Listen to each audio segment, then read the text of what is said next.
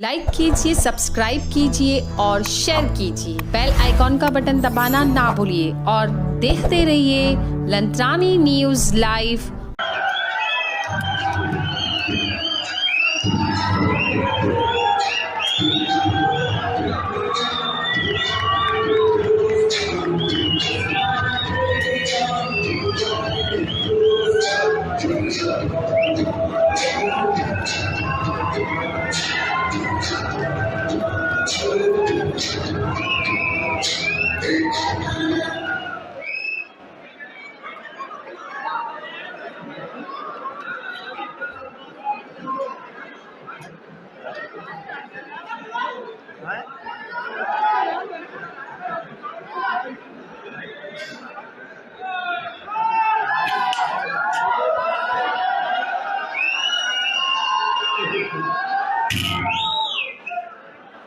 आज मालेगांव शहर में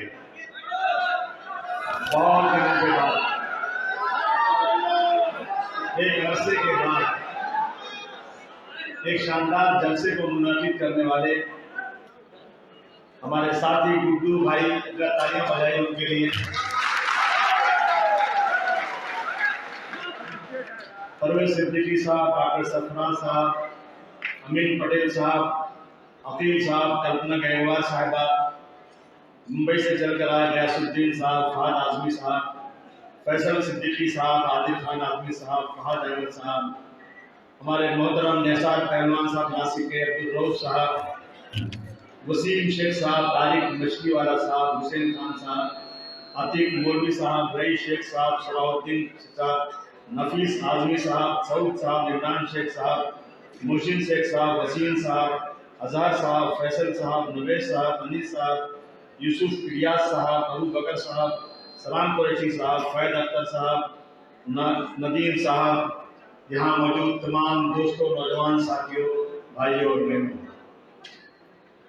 सबसे पहले मैं उस पूरी टीम को जिन्होंने पिछले हफ्ते में कई दिन यहाँ रह करके इस मीटिंग को मुनाकिद किया, मैं उनको उनका शुक्रिया ही नहीं बल्कि उनका एहसानमंद हूँ, क्योंकि हमें मालेगांव के लोगों से मिलने का एक मौका फराहम किया। देखिए, मैं जो कहता हूँ सच्चाई कहता हूँ, यकीन जानिए मुझे मालेगांव वाले से मोहब्बत है, क्योंकि वो मेरे अपने हैं, वो मेरे अपने लोग हैं। मैं अगर मालेगांव में आकर आपसे गले मिल के बात नहीं करूं तो क्या मुंबई के लाल बाग में जाके बात करूं? क्या मुंबई के परेड में बात करूं?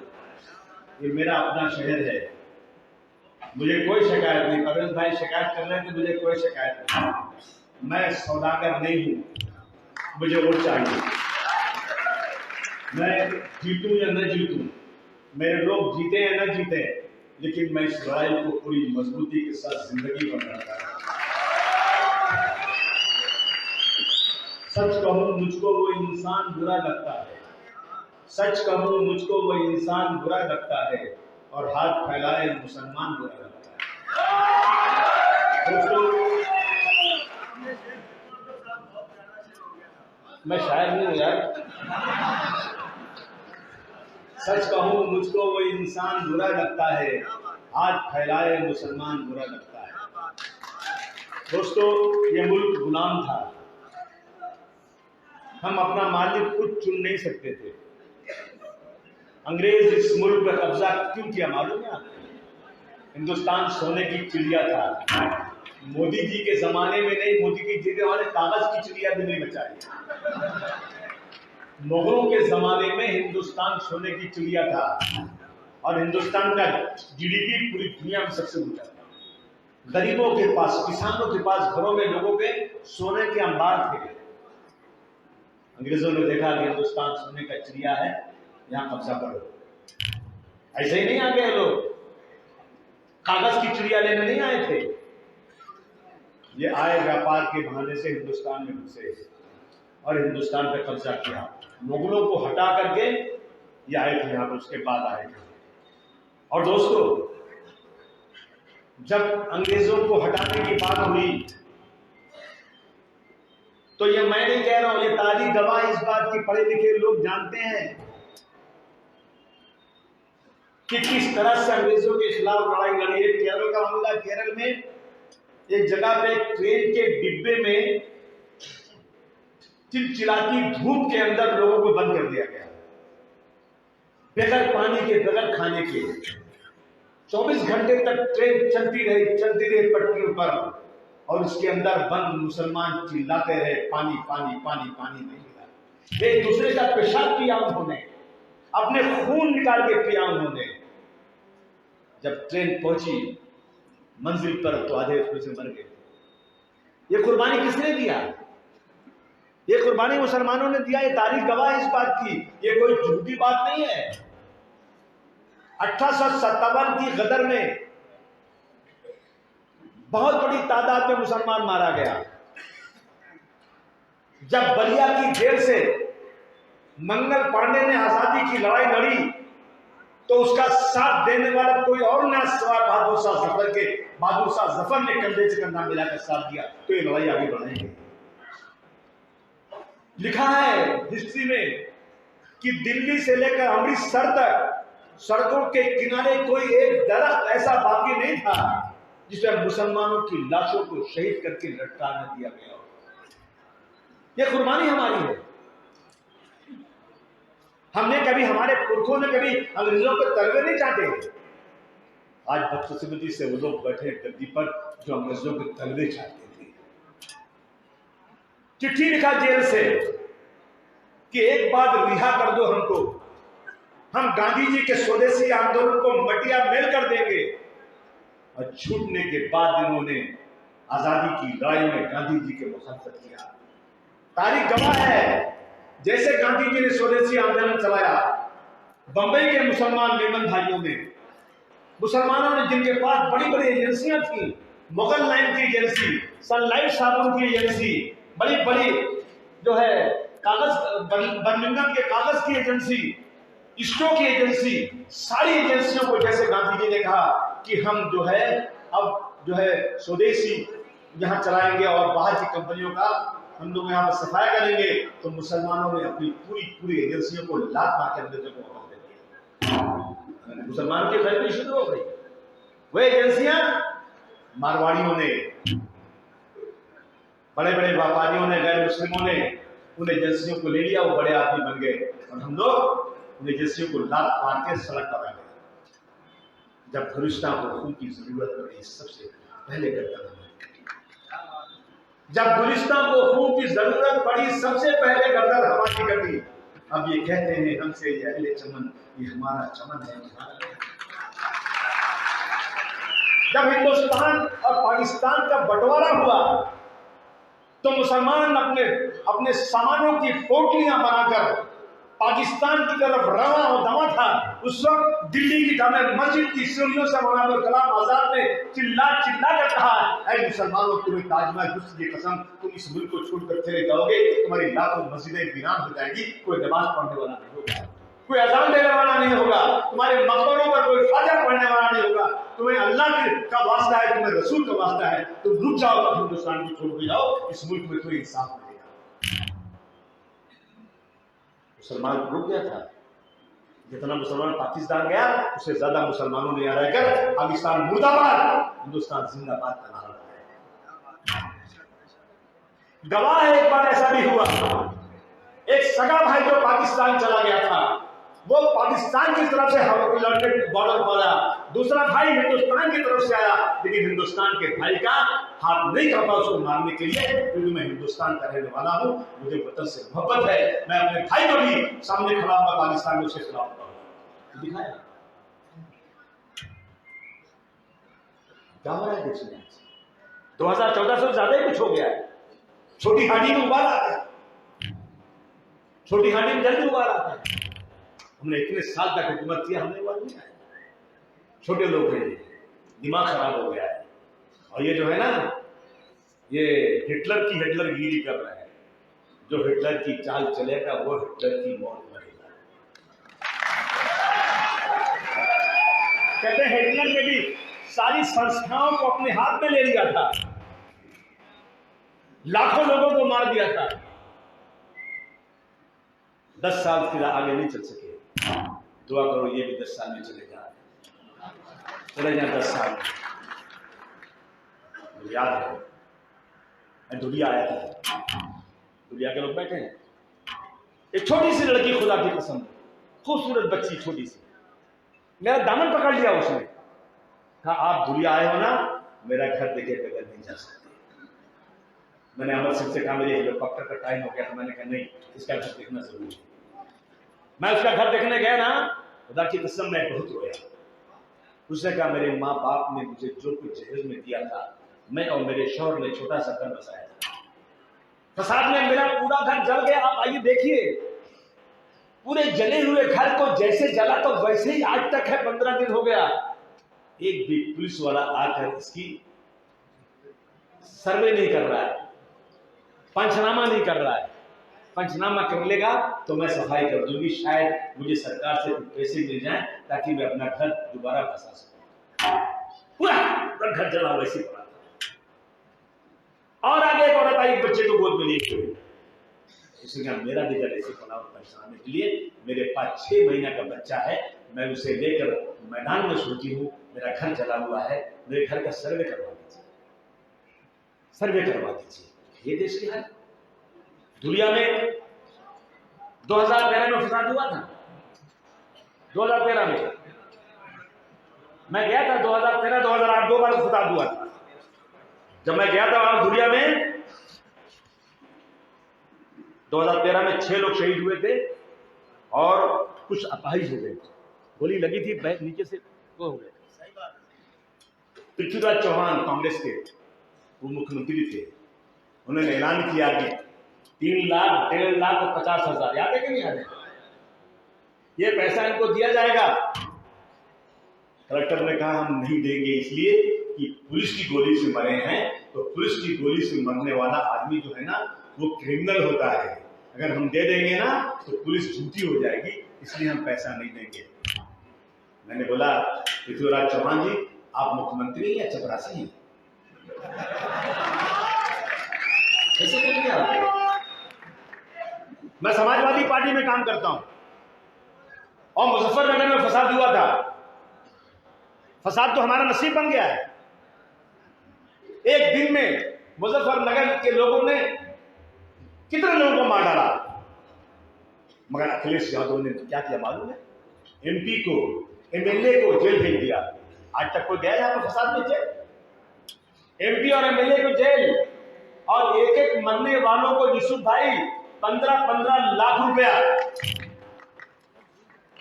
15-15 लाख रुपया अखिलेश ने दिया।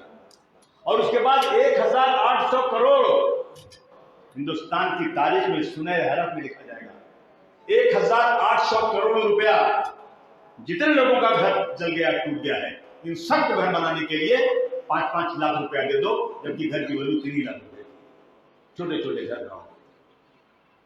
और यहां पर मालेगांव में जब ब्लास्ट हुआ था, मैं चिल्ला उठा था, उसके पहले मुंबई में ब्लास्ट हुआ था, मरने वालों को 6 लाख दिया गया था, मालेगांव वालों को 1 लाख दिया गया था। याद है कि नहीं याद? मुझे अच्छी तरह याद है। मैंने बहुत लड़ाई लड़ी, नहीं सुना इन लोगों ने। मैंने मेरे नेता मुलायम सिंह यादव जी से कहा, नेताजी कोई पुरसाने हाल नहीं है मालेगांव का, आप प्लीज मेहरबानी करके मालेगांव आ जाइए, आपका रुतबा बहुत बड़ा है, देश में कोई नेता नहीं कहा जाता। इस देश के अंदर नेताजी सुभाष चंद्र बोस के बाद अगर पूरे हिंदुस्तान में कोई नेताजी जाना जाता है तो मुलायम सिंह जी आप जाने जाते हैं। मुलायम सिंह जी मुझे याद है अच्छी तरह से, जब मैं डॉक्टर से छूटा था, मैं जमानत पर आया था, मुझसे लोग नफरत करते थे, कोई मेरे पास खड़े होने को तैयार नहीं था। बड़े बड़े नेता जिनको मैं अपने पास से चंदा देकर इलेक्शन लड़ाता था, खुदा की कसम मेरे साए से भागते। मुझे कहने में कोई शर्म नहीं, प्रोफेसर जावेद खान, उन्होंने मुझे फोन पर कहा, अबू आसिम मैं आपकी वजह से मिनिस्टर नहीं बना। मुझे शरद पवार साहब ने कहा कि तुम अबू आसिम जो बम ब्लास्ट का आरोपी है, तुम उसके रिश्तेदार, उससे तुमको मंत्री नहीं बनाऊंगा। आजम कहते हैं मुझसे जावेद खान की मैंने बहुत कहा कि मैं अबू आसिम का कुछ लगता नहीं, मुझे बना दीजिए मंत्री, अबू आसिम मेरा कुछ नहीं है। उसके बाद भी शरद पवार ने नहीं सुना। एक हिंदू नेता यूपी का रहने वाला, जो अबू आसिम को खुदा की कसम नहीं जानता था। मेरे बाप, मेरे भाई, मेरे दादा ने कभी सियासत नहीं किया, लेकिन जेल से छूटने के बाद मैंने कहा, अबू आसिम अगर तुम अपने बाल बच्चों के लिए जिंदा हो तो लानत है तुम्हारे ऊपर, तुम छोड़ो बाल बच्चे, निकलो सड़क के ऊपर, नाइंसाफी के खिलाफ लड़ो। हमारे गांव वालों, मुझे नहीं मालूम मेरे बच्चे कब जवान हो गए, खुदा की कसम मुझे नहीं मालूम। 6 दिसंबर 1992 को मैं दोपहर तक मेरे बंगले खंडाला में बच्चों के साथ घूम रहा था। जैसे ही न्यूज आई 1 बजे 1:30 बजे कि बाबरी मस्जिद शहीद हो गई, मैंने बच्चों को गाड़ी में डाला, सीधा भागा बंबई, और बंबई पहुंचते पहुंचते बंबई चले गए। मुलायम सिंह यादव, मैं ढूंढ रहा था क्या करूं, मैं किसको पकड़ूं, मुझे लड़ना है इनके खिलाफ। मैं सुबह उठता था 11 बजे, आर्थर रोड जेल में जाता था, दिन भर बैठता था जज के सामने, शाम को 5 बजे जब कोर्ट छूटती थी आता था घर, उसके बाद कैसे ताकत बनाऊं उसकी तलाश में घूमता था। उसके बाद मैंने देखा कि उत्तर प्रदेश में मुलायम सिंह यादव नाम का एक गैर मुस्लिम है, उसके राज्य में मुसलमान भी कालर खोल के चलता। जब उत्तर प्रदेश में 30 अक्टूबर 1990 को 14 लाख लोग आए, हाथों में हथियार, एक धक्का और 2 बाबरी मस्जिद तोड़ दो, राम लल्ला हम आए हैं, मंदिर ही बनाएंगे। मुलायम सिंह यादव हिंदू है, मुसलमान नहीं है, लेकिन देश का संविधान कहता है, देश का कानून कहता है कि यह धर्म सबके लिए बराबर है, किसी की मंदिर, किसी की मस्जिद कोई गुंडागर्दी से नहीं तोड़ सकता। मुलायम सिंह यादव अपने कमरे में मोबाइल कॉर्डलेस फोन लेकर यहां से वहां से यहां घूम रहे हैं। क्या करूं, डीजी कहता है कि चढ़ गए गुंबद के ऊपर, क्या करूं, आप गोली मारो। डीजी कहा मैं काम क्या कैसे करूं मैं ये काम, गोली मार। सरकार चली जाए, लेकिन देश का संविधान पे काली की धी लगना चाहिए। मुलायम सिंह यादव, उस मुलायम सिंह यादव को मैंने बंबई बुलाया, मेरा नाम अखबार में बहुत छपता था, बहुत बड़ा आतंकवादी, बहुत बड़ा ये। मुलायम सिंह यादव आके ताजमहल होटल में ठहरे मुख्यमंत्री थे, उनसे लोगों ने कहा अरे अबू आसिम के पास मत जाना, इसके ऊपर बहुत बड़ा इल्जाम है, अभी तो जमानत पे छूटा है, इसको तो फांसी की सजा होगी। वारे मुलायम सिंह यादव, आप नहीं रहे दुनिया में।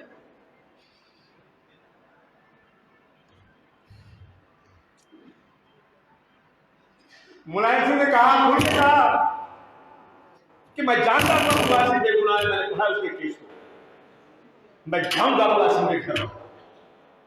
और मुलायम सिंह मेरे घर पर आए, मेरे सर पर हाथ रखा, कहा अबू आसिम तुम आगे बढ़ो, मैं तुम्हारे साथ हूं। इसको कैसे भूल जाऊं मैं? वो मुलायम सिंह यादव जिसके राजकाज में कभी हिंदू और मुसलमान में अंतर नहीं रहा, और ये लोग यहां सरकार चल रही, क्या हो रहा है यहां पर? मैंने उस वक्त मुलायम सिंह यादव से कहा था, नेताजी टाडा लगा हुआ है, बहुत मुसलमान परेशान है, बेगुनाहों को जेल में डाल दिया गया, नेताजी आप कुछ कर सकते हैं क्या? पवार साहब से हम बात कर रहे हैं, वो कहते हैं हम मीटिंग बुलाएंगे, पार्लियामेंट में बिल लाएंगे। नेताजी ने कहा झूठ बोलते हैं, अपने सेक्रेटरी को बुलाया, कहा कलम कागज लाओ, सुन लो हिस्ट्री में लिखने काबिल है ये चीज, कहा कि कलम कागज लाओ, आज से उत्तर प्रदेश में टाडा खत्म। मुलायम सिंह यादव ऑर्डर हो गया। ये उनकी खुसूसियत थी, और उन्होंने कहा कि मैं आज से यूपी में टाडा खत्म कर रहा हूं, याद रखना अबू आसिम मुझे कत्ल करने के लिए पूना से आया था आदमी, मुझे मारने आया था, जब चाकू मारा मुझे तो मेरे सिक्योरिटी ने पकड़ लिया, वो आदमी टाडा में बंद है, इस टाडा के खत्म करने से वो आदमी भी छूट जाएगा, लेकिन मैं उसको छूटने दूंगा क्यों? ये कौम के साथ जुल्म नाइंसाफी हो रही है, इसको छूट दूंगा मैं।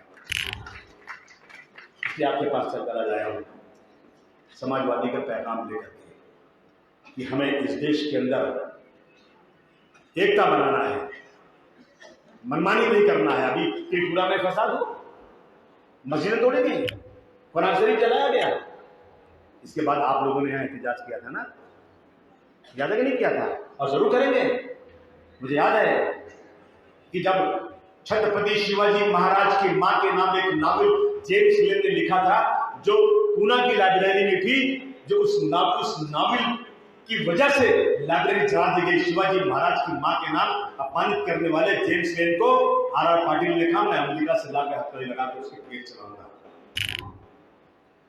हुजूर सल्लल्लाहु अलैहि वसल्लम मस्जिद और कुरान पे हमला हो हम चुपचाप बैठे रहे?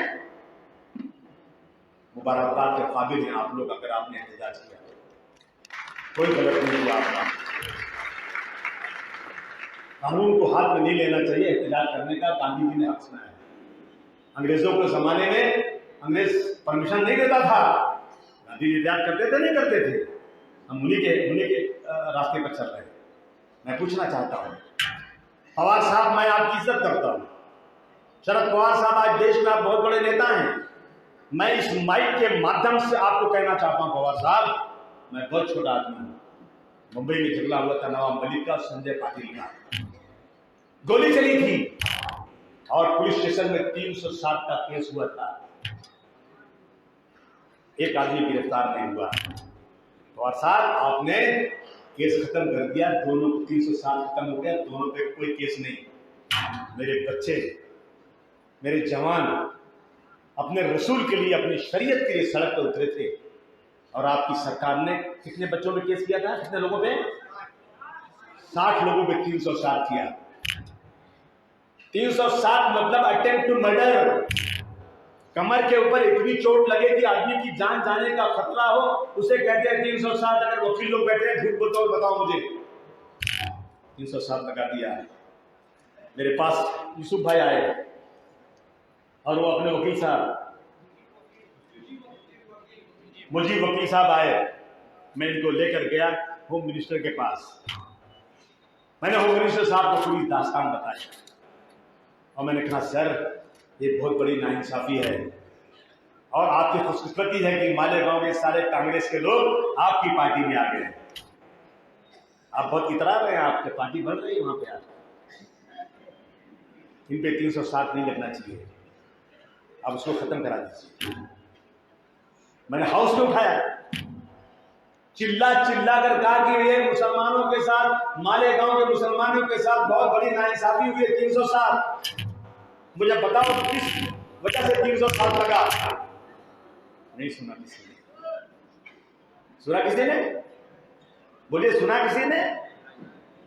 लोग भागते रहे, कोई यहां भाग रहा है, कोई वहां छुप रहा है, कोई वहां भाग रहा है, जिससे लगता है कोई चोरी कर लिया और कोई रेप का केस हो गया। इस काम के लिए कि मेरी शरीयत के खिलाफ कुछ हुआ है, वही हुआ अमरावती में। लेकिन अमरावती में 307 नहीं लगा, नांदेड़ में 307 नहीं लगा, यहां लगा है, इससे ज्यादा हुआ था।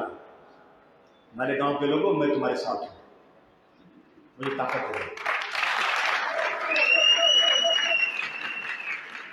अबू वासिम जिसका नाम है, वो सिवाय अल्लाह के दुनिया में किसी से डरता नहीं।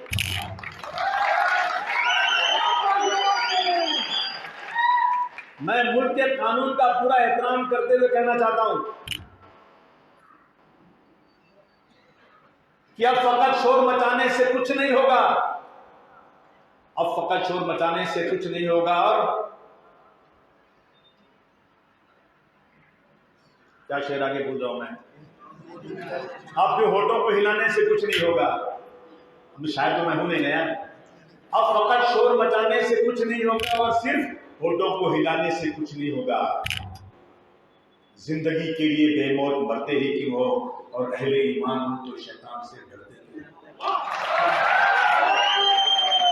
तुम भी महफूज कहां अपने ठिकाने पे हो, बाद इखलाक तुम ही लोग निशाने पे हो। हमारे गांव वालों, सारे गम, सारे शिकवे, सारे गिले भुला के उठो, सारे गम, सारे शिकवे, सारे गिले भुला के उठो। दुश्मनी जो भी आपस में भुला के उठो, दुश्मनी जो भी आपस में भुला के उठो। अब अगर एक ना हो पाए तो मिट जाओगे, अब अगर एक ना हो तो मिट जाओगे। तुम भी खुश पत्तों की तरह दिखाई मैसेज देकर जा रहा हूं। मैं बहुत जिंदगी आराम की गुजारने वाला आदमी था। ऊपर वाले का करम है, जब मैंने पहली बार, मैं कोई बड़ा काम नहीं करता, मैंने पहली बार जब अपना फॉर्म भरा था एमएलए का, तो लोगों के दांत खट्टे हो गए। अरे अबू वासिम के पास इतनी प्रॉपर्टी है, सब मेरे पसीने से कमाई प्रॉपर्टी है।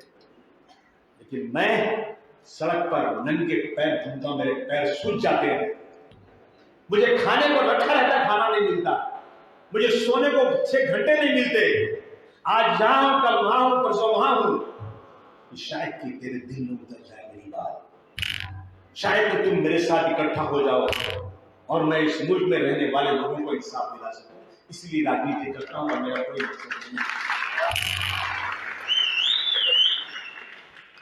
तुम्हारे शहर का ये होता है, क्या नाम उसका, गयासुद्दीन, जो मेरा काम देखता है,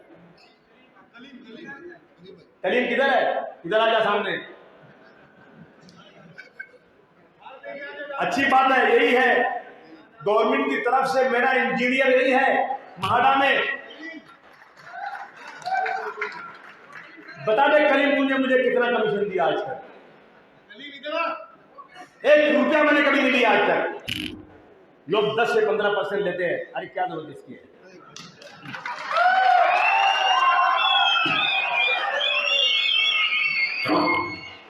मैं पैसे नहीं लेता, मैं पैसे देता हूं, जितना दे सकता हूं, जितनी मेरी हैसियत है। राजनीति इसलिए करता हूं कि इस मुल्क का अमन अमान हो, ईद में लोग इज्जत के साथ रहें, दिवाली मनाएं, होली मनाएं, सबके सब भाई भाई की तरह से रहें। कहते हैं सारे जहां से अच्छा हिंदुस्तान हमारा, हम बुलबुले हैं इसके लिए गुलसिता हमारा। अभी शेर बदल गया, बुलबुल नहीं है उसमें, हम बुलबुल हैं, इसके बुलबुल की जगह उल्लू आ गया।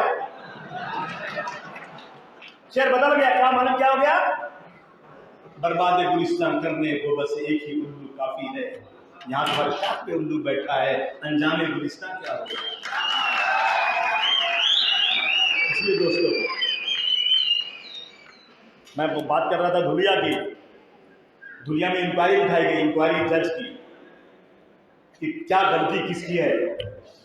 मैं इंतजार कर रहा था कि इस गलती में मुसलमानों का नाम आ जाए ताकि मैं बता सकूं कि मुसलमान फसादी है, लेकिन मुसलमान फसादी नहीं है और आज तक इंक्वायरी नहीं लाई गई। ये इंसाफ है क्या? ये दोस्तों मैं कहना चाहता हूं, भीमा कोरे गांव में फसाद हुआ, सरकार ने 7,17,91,000 रुपए दिया। कितना दिया? 7,17,91,000। दुनिया में 2 बार फसाद हुआ, पैसा मिला? कुछ नहीं मिला, क्योंकि हमारा कोई लीडर ही नहीं है, सब के सब जो है ना तलवे चाटने वाले हैं, उनकी हिम्मत नहीं मांगने की। सीमी पे पाबंदी लगी। सीमी कौन सी संगठन है? 1977 में अलीगढ़ मुस्लिम यूनिवर्सिटी के लड़कों ने बनाया था कि 30 साल की उम्र तक के बच्चे इसमें काम करेंगे और हमारी बहनें, हमारे बच्चे, इनके लिए पढ़ाई के लिए, उनकी शादी ब्याह के लिए हम पैसे जमा करेंगे, उनको मदद करेंगे। पाबंदी लग गई इस पे। जब अमेरिका में ब्लास्ट हुआ ना तो भुजबल साहब का कलेजा फट गया। उन्होंने कहा ये जो मुस्लिम संगठन है, और सीमी पे पाबंदी लगी 2001 में। मुकदमा चला, बहुत लोग पकड़े गए। दिल्ली की एक अदालत ने कहा कि सीमी के पास कोई भी ऐसी चीज मुझे नई पुलिस ने दिया कि मैं सीमी को आतंकवादी संगठन कह सकूं। मैं सीमी के ऊपर से जो बंधन लगा हुआ, बैंड लगा, उसे उठाने का ऑर्डर करती हूं। ये जज साहब ने कहा, लिखा है, ऑर्डर पड़ा हुआ है। कांग्रेस की सरकार थी, सुप्रीम कोर्ट पे केस डाल दिया, आज तक ठंडे बस्ते में चला गया, आज तक सीमी पे पाबंदी लगी हुई है। मुझे मैं पूछूं, क्या मुझे पूछने का हक नहीं है कि सनातन संस्था पे क्या हुआ, अभिनव भारत पे क्या हुआ? जिनके ऊपर मुकदमे हैं, जिन्होंने ब्लास्ट में, जिन्होंने नई बंबई में, जिन्होंने थाना में, जिनके ऊपर मुकदमे, जिनको 10 साल की सजाएं हुई है, लेकिन आज तक उनके ऊपर बैंड नहीं लगा। बैंड मेरे पे लगता है। एक बार आरएसएस पे बैंड लगा था कांग्रेस की सरकार में, हाई कोर्ट ने कहा ये बैंड गलत लगा है, तालियां बजाकर कांग्रेस ने स्वागत किया। और जब सीमी पे बैंड लगा ना तो कांग्रेस ने सुप्रीम कोर्ट में डाल दिया, और आज तक आरएसएस का सुप्रीम कोर्ट में नहीं डाला, अपील भी नहीं किया, बोले जाओ तुम्हारा बैंड उठ गया। यह हालत देश में है। महंगाई बढ़ती जा रही है, लोगों को खाने पास पैसा नहीं है। और हमारी हालत, हमारे पास मैक्सिमम मुसलमान ऐसे हैं जिनके पास एक महीने का 500 रुपया से कम आमदनी है। 500 रुपये से कम आमदनी। स्कूल नहीं है, बच्चों के पास कपड़े नहीं है, खाने को नहीं है। नौकरी में 4% मुसलमानों को बस, 2% मुसलमान ऐसे हैं जो डिग्री हासिल करके आते हैं, बाकी पढ़ ही नहीं पाते, कॉलेज खुलता नहीं। मैं मुंबई में ताकतवर होने के बाद भी अपने एरिया में कॉलेज की जगह मांग रहा हूं, आज तक नहीं दिया मुझे। और दूसरों को बिना पैसे के 50-50 एकड़ जमीन दे दी जाती है। हमारा बजट 600 करोड़ रुपया, उसका 5% खर्चा होता है, 3% बाकी वापस चला जाता है। और इतनी आबादी वाले आदिवासियों का बजट, मुझे उसमें कोई वो नहीं है कि मैं कहता हूं वो भी कमजोर, उनको और दीजिए पैसे आप। उनका बजट 2000 करोड़, 20,000 करोड़, 15,000 करोड़ दिया जाता है, मुझे 600 करोड़ दिया जाता है और उसका 4% खर्चा किया जाता है। लड़ाई लड़ना है कि नहीं लड़ना है? ये हालत है देश की आज। हमारे लोग एमएलए बन जाते हैं ना तो समझते हैं मुझे दुनिया मिल गई। अरे एमएलए तो बहुत छोटी चीज है, पहुंचने आए, एमएलए कैसे क्या होती है? इतना मत ज्यादा तलवे मत छाटो, आंख में आंख डालकर बात करो मर्दों की तरह से। मांगो फंड, देखा बड़ा बड़ा बोर्ड लगा 100 करोड़ आया, अगर 100 करोड़ आया मर्द हो ना, 80 करोड़ रुपया मेरे इलाके में खर्च होना चाहिए। 80 करोड़, क्योंकि यहाँ मेरी आबादी 80% है। और अगर तुमने 80% खर्च नहीं किया ना, मैं समझूंगा कि तुम तलवे चाटू में ले। और क्या बोलूं मैं, पैसा इतना मिला तो क्यों नहीं करते? इसलिए दोस्तों आपके पास आया हूं, आपसे गुजारिश करने आया हूं मुंबई से। आज सरकारें जो है ना सिर्फ हिंदू मुस्लिम कर रहे हैं, हिंदू मुस्लिम बाकी कुछ नहीं। मार्टिन लूथर किंग ने कहा था, मार्टिन लूथर किंग थे, उन्होंने कहा था कि जहां सियासत मजहबी मसलों को शांत करे, जहां सियासत मजहबी मसलों को शांत करे वो देश महान होता है। और जहां सियासत खुद मजहबी मसलों को पैदा करे, समझो कि देश गलत लोगों के हाथ में है। ये मैं नहीं कह रहा हूं, मार्टिन लूथर ने कहा था। और आज जो सरकार है ना, वो मजहबी मसलों को पैदा करके हिंदू और मुसलमानों को लड़ना चाहती है। ये हालत देश के हैं। सारी कंपनियां बिक गई, रेलवे बिक गया, 4 गुजराती है, 4 गुजराती। मैं गुजराती में बुरा नहीं बोल रहा हूँ, लेकिन अगर बुरा माने तो मान जाए, क्या कर लेंगे बेटा यार। 4 गुजराती है, एक हमारे बादशाह हैं, दूसरे एक तरीफ खान है, एक मुकेश अंबानी है और एक अदानी है। 4 गुजराती, 2 बेच रहे हैं, 2 खरीद रहे हैं, 2 बेच रहे हैं, 2 खरीद रहे हैं, सब खरीद रहे हैं। रेलवे बिक गया। अरे मैं उनसे पूछना चाहता हूं जिनका रिजर्वेशन है, मेरा तो है ही नहीं, मैं तो फुटपाथ पे हूं। रेलवे बिक गया, रेलवे मुसलमान 2%, 100 में 98% गैर मुस्लिम मेरे भाई हैं, उनका रिजर्वेशन भी है। बहुत तालियां बजाते हो नरेंद्र मोदी के नाम तक, तुम्हारा रिजर्वेशन खत्म। मैं तो फुटपाथ पे पहले से हूं, मुझे क्या है। एयर इंडिया बिक गया।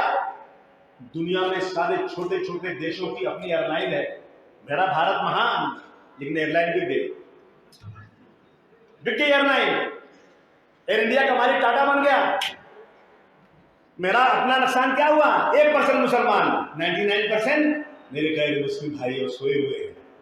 जागो जागो, तुम्हारी नौकरी जा रही है। पहले सरकारी नौकरी थी ना, 8 घंटे में 5 घंटा काम करो, निकल लो साइन करके, पैसा डबल टिबल ले लो।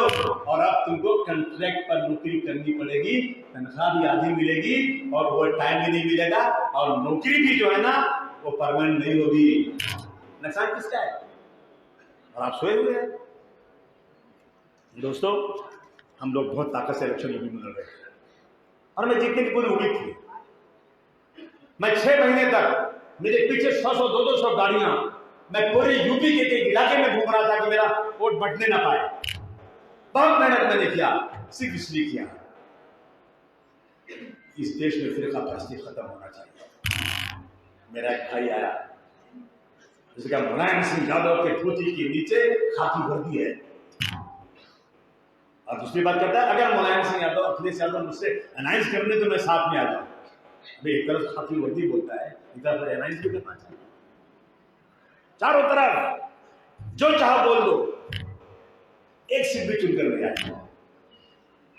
और उनके भाषण को लेकर के खुदा की कसम, मुझे हाउस के अंदर लोग कहते हैं कि एक उनकी सीट आए या ना आए, उनकी तकरीरें हमारे लिए बहुत मुफीद होती हैं।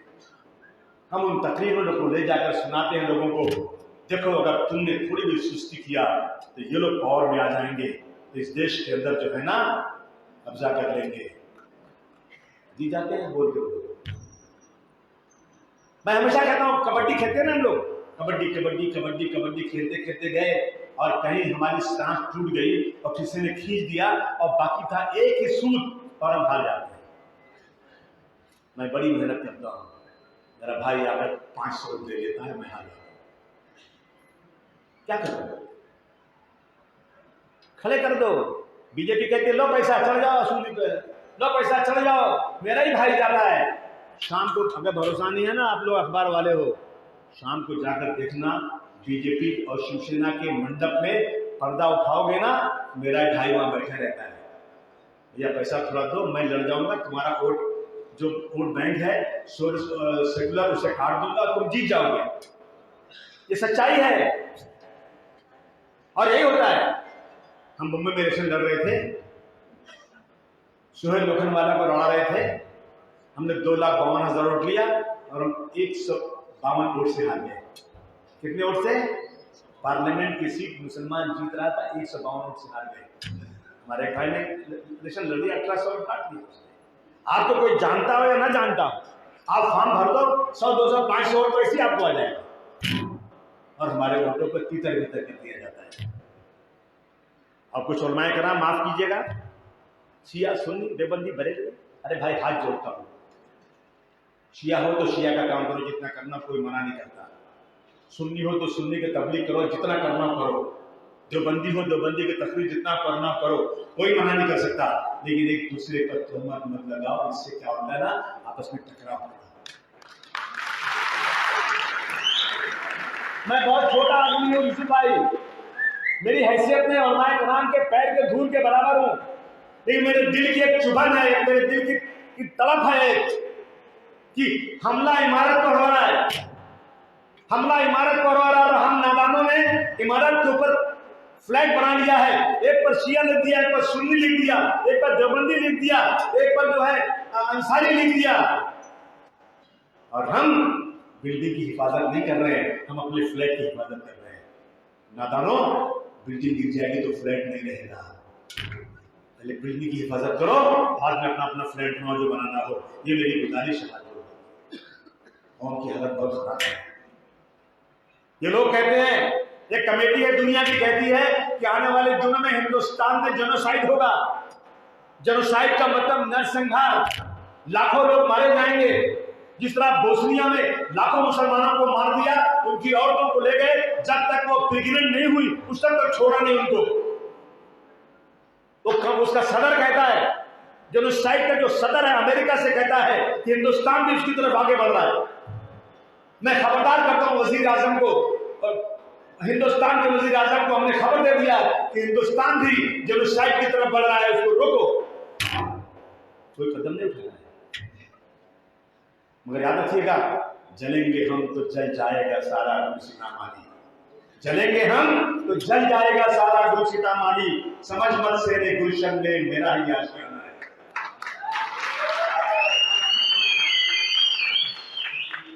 आज मैं एक वादा लेना चाहता हूं अपने भाइयों से।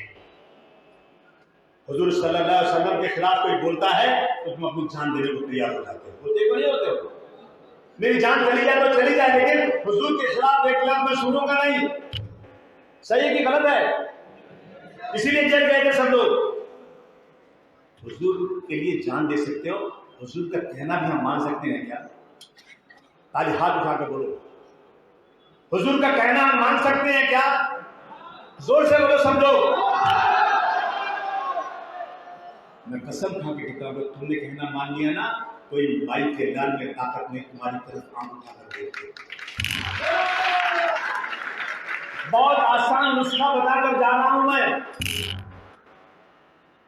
समझाया मेरे रसूलुल्लाह ने कि अपने पड़ोसी के साथ अच्छा व्यवहार करो। कहा है कि नहीं कहा है?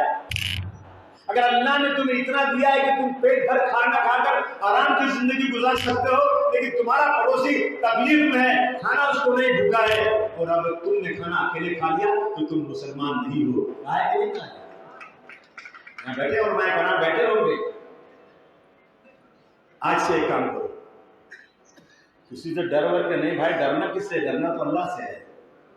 रसूलुल्लाह के लिए उनकी कही हुई बातों को सुनो। अपने पड़ोसी के पास जाकर कह दो, खास तौर से हिंदू से कह दो कि मुझे रसूलुल्लाह ने कहा है कि पड़ोसी का। अगर तुझे रात को खून की जरूरत पड़ेगी, किसी गैर मुस्लिम को मत बुलाना। हमारे गांव के मुसलमान अपना खून देकर रसूलुल्लाह का जो कहना पूरा करेंगे। बीमार हो जाने से पूछो तबीयत कैसी है आपकी, तकलीफ में है तो उसका मदद कर दो, वो गाली दे तो सुन लो।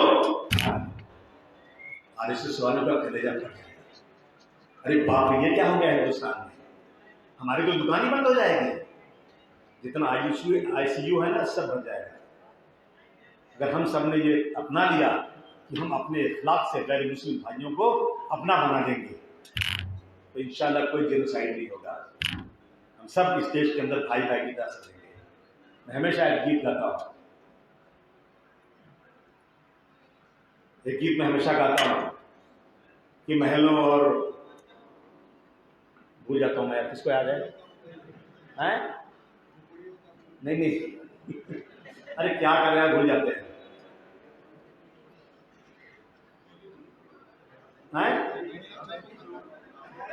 हवेली झोपड़ी सबका मुकद्दर फूट से मेरे साथ जाते हैं, बोलता हूँ तो याद रखता है।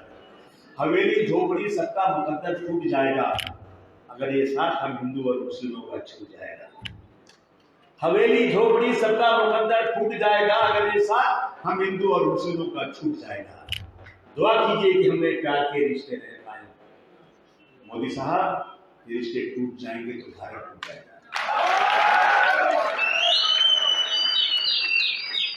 आपके पास इसलिए चलकर आया था, ये गुजारिश करने आया था आपसे कि हमने इसी भिवंडी के अंदर इसी मालेगांव के अंदर पार्टी खड़ी किया था, और शायद 12-13 नगर सेवक चुनने लाए थे। हम आ रहे थे, एक बार यहाँ फसाद हुआ था, कुछ हम बोले क्या रिलीफ लेकर आ रहे थे, हमको रास्ते में रोक दिया पुलिस ने, इगतपुरी में रोक दिया था। हमारे मुकदमा हमारे ऊपर किया था, हम 10 साल तक मुकदमा लड़ते रहे। हम ये काम अल्लाह के लिए करते हैं। अल्लाह खुश होगा तो शायद मेरे गुनाह भी माफ हो जाएंगे। मालेगांव वालों, तुम मेरे अपने हो। तुम्हारे पास बंबई में 2 एमएलए हैं, दोनों मजबूत हैं, दोनों मर्द हैं, एक रईस है, एक मैं। आज रईस को मेरे साथ आना था, लेकिन आज ही इन लोगों ने डीपीडीसी की मीटिंग कर दिया और रईस को रुकना पड़ गया। बहुत होशियार एमएलए हैं। आपके 2 एमएलए हैं, यहाँ का एमएलए आपका होगा ठीक है, वो 2 आपको मैं और दे रहा हूँ प्लस। जो भी मसला आपका हो मालेगांव, एजुकेशन का हो, अस्पताल का हो, जो है और रूम का हो, जिस तरह का भी काम हो, मैं आपको यकीन दिलाता हूँ जिस तरह से मैं भिवंडी और गोंडी के लिए काम करूंगा, इसी तरह से मैं मालेगांव के लिए भी काम करूंगा। बस मैं मालेगांव के तमाम वर्करों से कहना चाहता हूँ, तमाम पार्टी में काम करने वालों से कहना चाहता हूँ कि एक बार मेरे साथ खड़े हो तो भागना मत। देखो मैं 26-27 साल से एक ही पार्टी में हूँ। सत्ता में नहीं आऊंगा शायद, कभी नहीं आऊंगा शायद, कोई बात नहीं, लेकिन अपनी आवाज बुलंद करता हूँ। मैं किसी का घर, किसी के घुटने टेक कर किसी के सामने तलवे चाटकर मंत्री नहीं बनना चाहता। कुछ मंत्री हैं बंबई में, लेकिन इनकी लाल बत्ती चोर बाजार वाली है। चोर बाजार वाली लाल बत्ती इसलिए कह रहा हूं ना कि अगर मर्द होते ना तो शरद पवार के सामने जाकर तुम्हारा मुकदमा खत्म करवा देते। 307 का मुकदमा हो ही नहीं सकता। मुझे कोई वकील बता दे कि 307 हो सकता है क्या? नवाब मलिक पे खत्म हो सकता है, संजय पाटिल पे खत्म हो सकता है, लेकिन यूसुफ भाई पे नहीं खत्म हो सकता। क्या मतलब इसका? हमें क्या समझते हो हम जो हैं हमारे गुलाम हैं? हम गुलाम सिर्फ अल्लाह के और किसी के गुलाम नहीं है। इसलिए आपसे कहने आया हूं कि मुझे ताकत दीजिए आप लोग। अगर ताकत आपकी जरूरत नहीं होती ना तो मैं अपना काम कर लेता। मैं आपके पास आके भीख नहीं मांगता, मैं ख्वाब में देखता हूं, मैं सबके सामने हाथी फैलाकर फिर रहा हूं। 25-26 साल से भीख मांग रहा हूं, ताकत दो, ताकत दो, ताकत दो, ताकत दो। तुम्हारी ताकत मेरे पास आएगी ना तो मैं तुम्हारे लिए काम करूंगा, कौम और मुल्क के लिए काम करूंगा। गुजारिश करता हूं समाजवादी पार्टी को मजबूत कर दो, किसी के बहकावे मत आओ। बहुत सारे लोग तुम्हारे पास आएंगे, लेकिन ये नकली डालडा की है, मैं देसी की पक्का बोल रहा हूं मैं। ये नकली है, मैं असली हूं। आजमा लेना कभी भी यार, जब चाहना आजमा लेना। ये नकली लोग आ गए हैं, पैसा नहीं यार निकल दिया धीरे से। आज तक पैसा दिया क्या मुझे तुमने? सलीम, कितना कमीशन दिया तुमने मुझे? कितने का काम कर रहा? 25 करोड़ है कि कितना? अभी 20-25 करोड़ का काम कर चुके हैं, 20 करोड़ और बाकी अभी। इसमें कमीशन देते तो मुझे कई करोड़ देते, लेकिन मैंने 1 रुपया नहीं लिया आज तक। तू मुसलमान है तो नुकसान कहां से? तेरा फायदा हो रहा है। अगर तू मुसलमान है तो नुकसान नहीं है, ये पैसा हराम का है। जो तनख्वाह मिलती है वही पैसा होता है। बोलो सही है कि गलत है? मैं मुसलमान हूं ना, मैं सच्चा होना चाहिए मुझे। मैं सिर्फ नमाज के लिए मुसलमान नहीं हूं, मेरी 24 घंटे की जिंदगी मुसलमान होना चाहिए, तब मैं मुसलमान हूं।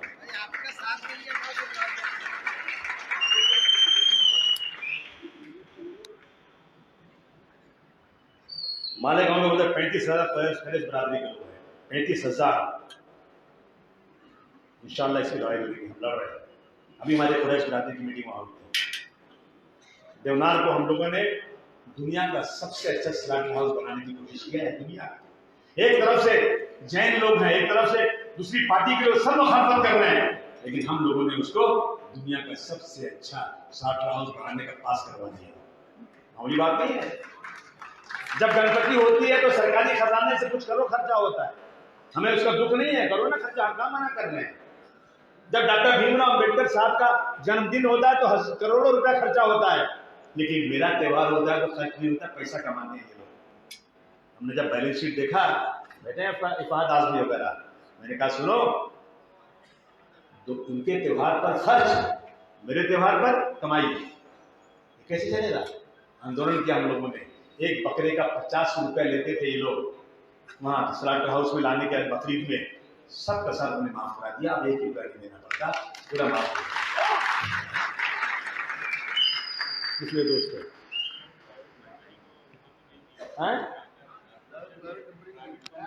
नहीं, हर चीज प्राइवेट कंपनी को दी जा रही है। बिजली कंपनी आ गई है चोरी की, और इनका अगर तुम इन बिजली कंपनियों का तुम बैलेंस शीट देखोगे ना तो उस पर कई करोड़ों रुपया इनको चंदा दिया जा रहा है पार्टियों को। टोरेंट कंपनी का बैलेंस शीट उठा लो, कितना चंदा दिया गया मालूम पड़ जाएगा आपको। मोदी जी ने कानून बना दिया कि इलेक्शन की पॉलिटिकल पार्टीज को जो भी चंदा दिया जाएगा वो टैक्स फ्री होगा। जैसे आप अपना ऑफिस का खर्च करते हैं, उसको जो घटा करके इनकम टैक्स दिया जाता है, और उसी तरह से वो खर्च जो है ना इनकम टैक्स में जितना भी आप दे दोगे चंदा, उस पर कोई टैक्स नहीं। ये लोग दबक पैसा दे रहे हैं, ऐसा मिल जाए इनको। दूसरी बात, एक बात और बोल देना चाहता हूं मैं, यहाँ पर कुछ लोग जो है ना वो राष्ट्रवादी के लोग मेरे लोगों को डरा रहे हैं। बेटा बम्बई से आना पड़ता है,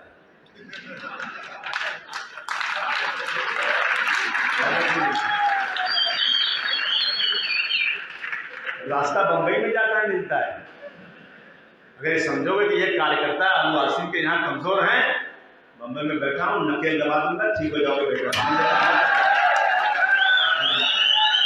मेरे एक आदमी को किसी पार्टी के लोगों ने ये कहा कि तुम समाजवादी पार्टी के साथ क्यों खड़े हो, याद रखना मैं चुन चुन कर पर्दा नहीं किया, तो मैं अपने बात की औकात।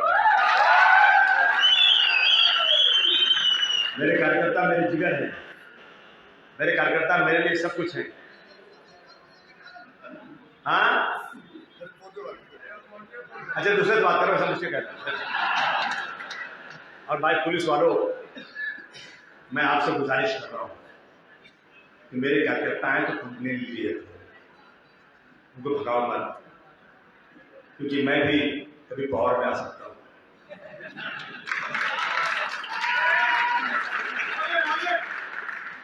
भगाओ मत, राष्ट्रवादी का है तो उसे सलूट करो, मेरा है तो डंडा मारो। मेरे कार्यकर्ताओं के साथ इंसाफ से काम करना। अभी मेरे 3 कार्यकर्ताओं को पुलिस ने केस कर दिया जबरदस्ती, मैंने हाईकोर्ट में डाल दिया। अब हाईकोर्ट ने 17 तारीख को बुलाया है कमिश्नर को, तुम जवाब दो तुमने कैसे पकड़ा इनको।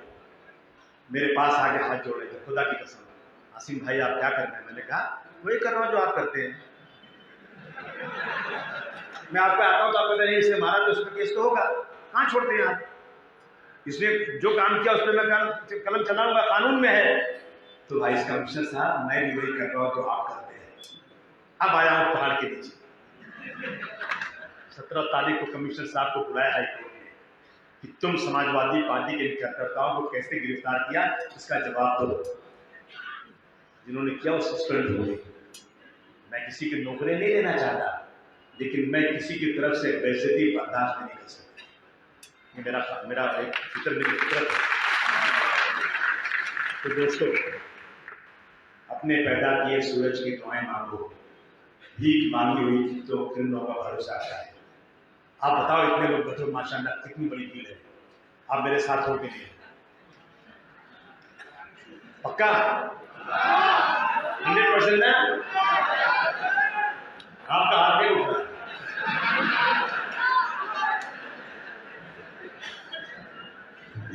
दोनों हाथ उठना चाहिए, दोनों भी हाथ।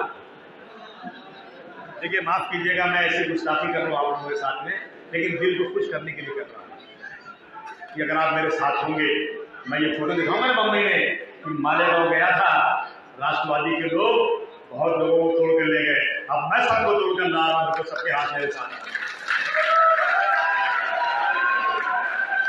एक हलचल मचा दो मालेगांव, और जो भी काम हो, मेरे पास 3 आदमी बैठते हैं काम करने के लिए। मैं किसी को मायूस नहीं करता। जितना मैं कर सकता हूं, अस्पताल में इलाज करवाना है, पुलिस की प्रॉब्लम है, सरकार से कुछ काम करवाना है, इन सब काम के लिए एनी टाइम आप लोग मुझे फोन कीजिए, मुझे खुशी होगी। हाँ, खाली मेरी हाल चाल के लिए मत फोन करिएगा। फोन कर आसिम भाई सलाम वालेकुम, अरे आपकी याद आ गई। मुझे इतना काम रहता है ना यार, क्या करूँ यार, इतना काम रहता है भाई। मैं कहता भाई तुम काम बताओ ना। बोले काम कुछ नहीं भाई, ऐसी हाल चाल क्या हाल चाल, कैसे हैं आप? तो थोड़ा नहीं बुरा मानिए, क्या टाइम ही नहीं है ना। आप काम के लिए 1 घंटे बात करेंगे ना, खुदा की कसम मैं तैयार हूँ, मैं कभी ना नहीं बोलूँगा। जब आप फोन करिए ना तो मेरा आदमी पूछेगा आपसे कि भाई आपको क्या काम है? नहीं आसिम भाई को तो हम बताएंगे नहीं, तो लाइन नहीं देगा। यहाँ पे मालेगांव से बोल रहा हूँ, मुझे अबू आसिम से अपने लिए ये मसले में बात करना है, तो फटक दे देगा लाइन, और नहीं देगा तो फौरन फोन लगा के देगा 100 टका। और आप नहीं बताएंगे कुछ ना, तो फिर माफ करना, आपको मेरे पे गुस्सा आएगा।